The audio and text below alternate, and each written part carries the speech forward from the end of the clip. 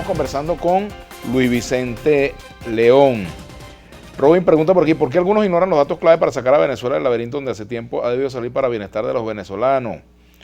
Ajá, otro por aquí, otro comentario que tiene que ver con... Ante la proximidad de una solución a la crisis a través de elecciones, ¿qué alternativas económicas se podrían aplicar antes de efectuarlas? Pues la gente está colapsada por la inflación, escasez y carencia de efectivo. Chafik Kouri. Mira, yo creo que, fíjate el problema es que hay un montón de modelos económicos clásicos que tendrían que haber sido aplicados hace mucho tiempo para resolver el problema económico. Si tú miras lo que el gobierno está haciendo hoy, paradójicamente el gobierno está tomando algunas decisiones de apertura. Tienes apertura cambiaria. Hoy casi que puedes operar en moneda extranjera sin restricción. Tienes una apertura de precios. Si tú vas al supermercado, tú consigues prácticamente lo que te dé la gana en el supermercado. Ya hay de todo, hay azúcar, hay leche, hay harina, hay lo que tú quieras en ese supermercado. El problema es que se va a convertir, los anaqueles se convierten en museos. Es decir, donde la gente va a ver los productos. Están, pero no puede comprar. Es decir, pero está abierto. También hay, por ejemplo, información que ya se produjo, o mejor dicho, se publicó del Banco Central. Es decir, si tú empiezas a mirar, el CENIAT ya tiene una decisión que permite hacer facturación en dólares. Es decir, hay un montón de cosas que nosotros hemos dicho durante ¿Es tarde para que el gobierno se recupere? Pero lamentablemente, ninguna de esas estrategias de apertura hoy son suficientes para rescatar los equilibrios económicos. Ahora es muy tarde. ¿Por qué? Porque resulta que tú te estás abriendo, pero el mundo se te cerró.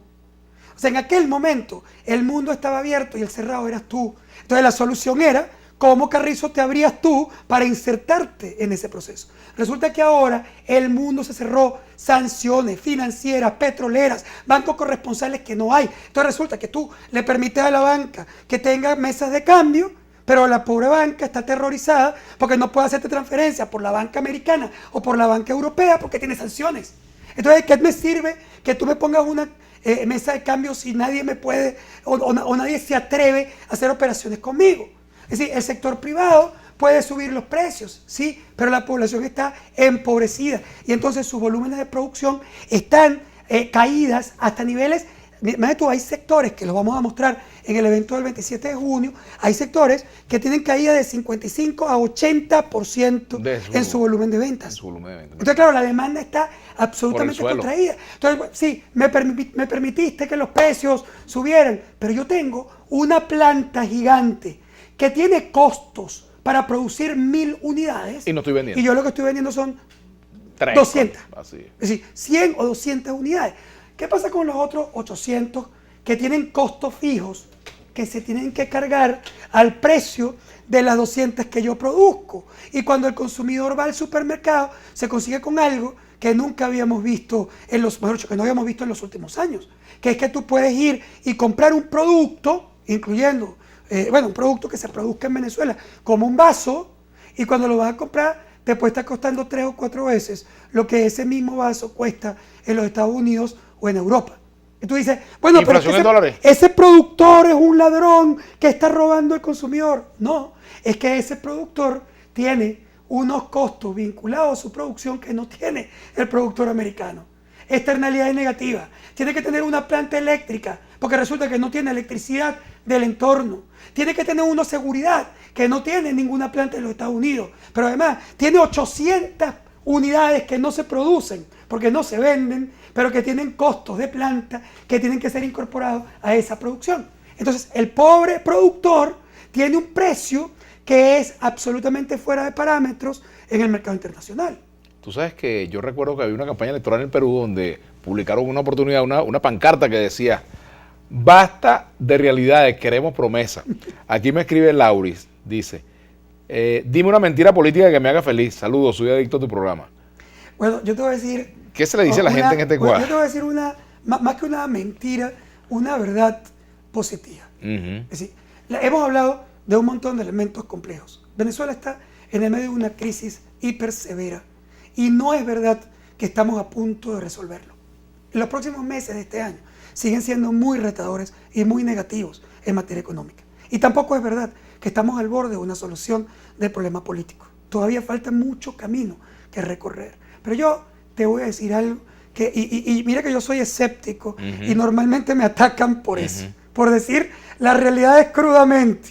Es Yo creo que Venezuela entró a un proceso de cambio que es irreversible. Eso no quiere decir, cuando te estoy diciendo que este cambio es irreversible, no es un cambio tipo Hollywood, donde todo se resuelve en 2 horas y el final es un final absolutamente feliz y rosa que todos van o a llorar o a aplaudir de felicidad. No. Esto es un tema que va a ser muy complejo, muy difícil, pero el proceso de cambio es irreversible. Lo que pasa es que ese fenómeno requiere 2 cosas muy importantes: tiempo y paciencia, porque tú tienes más de 20 años en una revolución que no cambia o no se cambia tan fácilmente. Mosca, no cambia ella o no se cambia a ella, y en ambas cosas son posibles en el futuro. Pero la segunda es muy importante: todos o cualquier cambio positivo en Venezuela va a pasar por un proceso de negociación política. Hoy, una parte muy importante de los venezolanos tienen la idea de que las negociaciones son malas porque negociaron antes y fracasaron. Lo que es interesante es que yo te podría decir: ¿y marchaste? ¿Funcionaron? No. ¿Votaste? ¿Funcionó? No. ¿Peleaste? ¿Funcionó? No. Entonces, todas esas no funcionaron, pero sí las quieres. ¿Y negociaste y no funcionó y no lo quieres? No. Nada funcionó en el pasado porque las circunstancias eran distintas. Venezuela hoy tiene 2 sectores que se están debilitando. No se está debilitando solo el gobierno. Alguien habló de lo que llaman un empate catastrófico. Bueno, ojalá podamos evitar un empate catastrófico, porque un empate catastrófico significa que los dos tienen más o menos la misma fuerza y que al no ponerse de acuerdo, su batalla va a acabar con el país antes de producir los cambios. Eso es un empate catastrófico que ocurrió en Haití. Eso es un empate catastrófico que ocurrió en Libia y terminó básicamente con un país encendido, completamente destruido.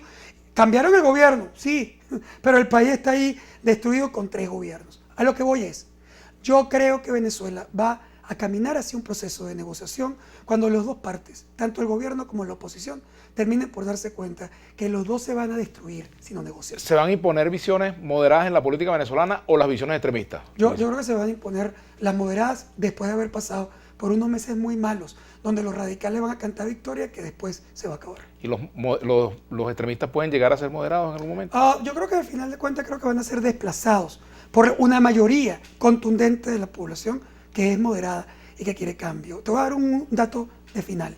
La encuesta última de análisis muestra que la población venezolana está completamente dividida alrededor de la prueba ácida más dura.